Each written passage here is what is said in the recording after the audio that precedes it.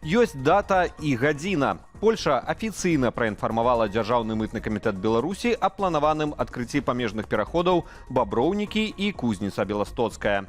Два пункты пропуску маюць адкрыць 17 лістапада, а другой уначы беларускага часу.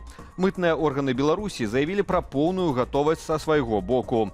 Як вядома, праз Кузніцу дазволяць выключна пасажырскі рух, прытым без аўтобусаў. У той жа час, як праз Баброўнікі змогуць ездзіць легкавыя аўты, аўтобусы, а таксама цяжкавікі з краінаў Еўразвязу, Еўрапейскай эканамічнай прасторы і Швейцарыі. Памежны пераход Кузніца-Беластоцкая быў закрыты з лістапада 2021 года праз масавую плынь нелегальнай міграцыі, падтрыманай рэжымам Лукашэнкі.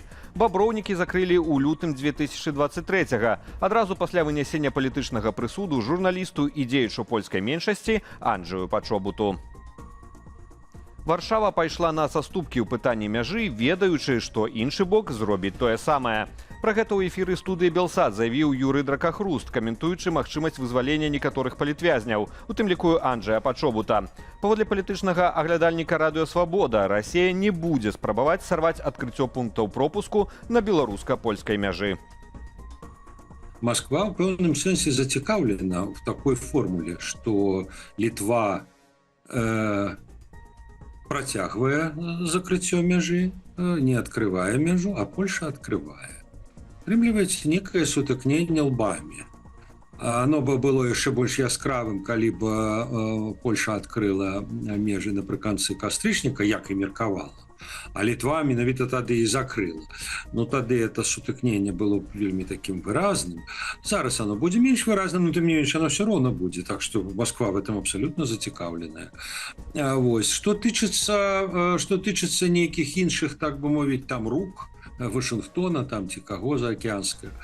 Ну, я бы сказал, что ввогуле вот это рашэнне Польши, агучанае яшчэ ў кастрычніку, это ў пэўным сэнсе ход, крок у рэчышчы той палітыкі адносна Беларусі, якую праводзіць Трамп.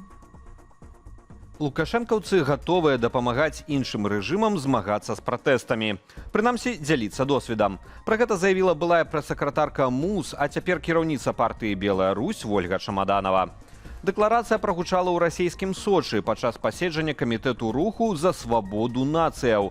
Паводле тэлеграм-каналу «Белай Русі» гэта адна з найбольш аўтарытэтных міжпартыйных платформаў краінаў так званай глобальнай большасці – Расіі, Кітаю, Ірану, Венесуэлы, Кубы, Зімбабве і іншых хаўруснікаў рэжыму. Нагадаю, што ў 2021 годзе кіберпартызаны апублікавалі праслухоўванне тэлефонных размоваў міліцэйскіх начальнікаў, якія зневажалі Вольгу Чамаданаву. Пасля гэтага яе знялі з пасады прэс-сакратаркі МУС. Турэцкі журналіст, што захапляўся рэжымамі Лукашэнкі і Пуціна, адчуў на сабе дзеянні беларускіх сілавікоў і правёў 10 дзён на Акрэсціна. На гісторыю Окая Дзепрэма, якую той распавёў турэцкім СМІ, звярнулі ўвагу журналісты сайта reform.news. Окай Дзепрэм – грамадзянін Турцыі і Расіі. У 2014-м ён падтрымаў анексію Расіі Крыму і захопу часткі Донбасу. Нават некаторы час пражыў у Донецку. З 2023 года Дзепрэм пачаў з'яўляцца ў лукашэнкаўскіх прапагандысцкіх медыях.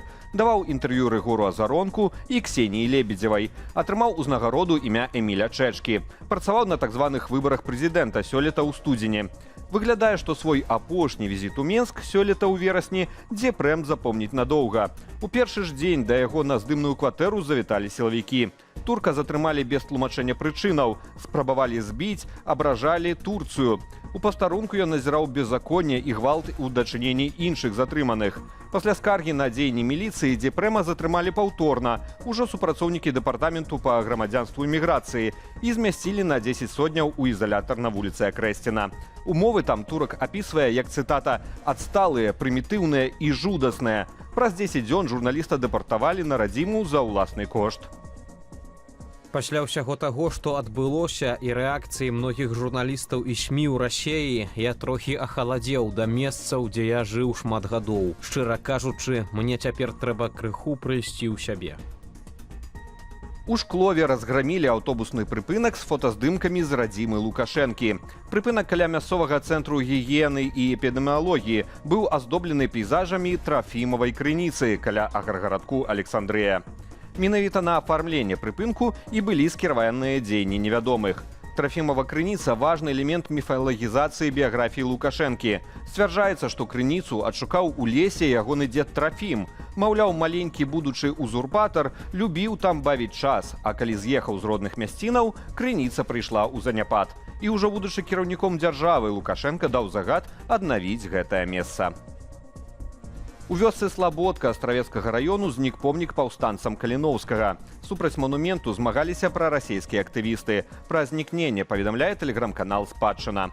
Помнік быў усталяваны ў 2013 годзе за прыватныя сродкі. На вялікім гранітным мячы былі размешчаныя нацыянальны герб пагоня, каталіцкія і праваслаўныя крыжы, а таксама пароль паўстанцаў «Каго любіш, люблю Беларусь», то ўзаемна. Раней у гарадзенскім аблвыканкаме заяўлялі, што помнік быў усталяваны без узгаднення, але зносіць яго не збіраюцца, маўляў, каб не даваць нагоды для інфармацыйнага шуму. Гэта не першы выпадак змагання з памяццю пра нацыянальна-вызвольнае паўстанне. Гэтак, напрыклад, 2 гады таму з гарадзенскага вакзалу знік помнік паўстанцам Каліноўскага, афіцыйна пастаўлены яшчэ ў савецкія часы. У Менску 62-гадовая кіроўца трамвая наехала на п'янага пешахода. 64-гадовага мужчыну даставілі ва ўстанову медычнай дапамогі на абследаванне. На кадрах бачна, як пешаход ішоў па рэйках на праспекце Машэрава, не зважаючы на трамваі.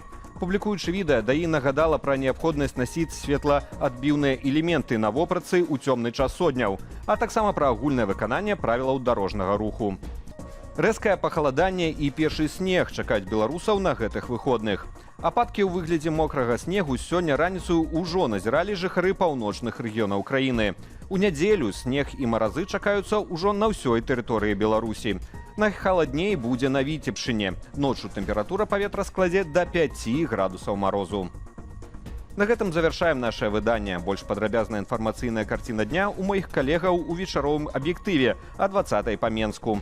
Каб падтрымаць нашу працу, пастаўце лайк і пракаментуйце гэтае выданне ў Ютубе.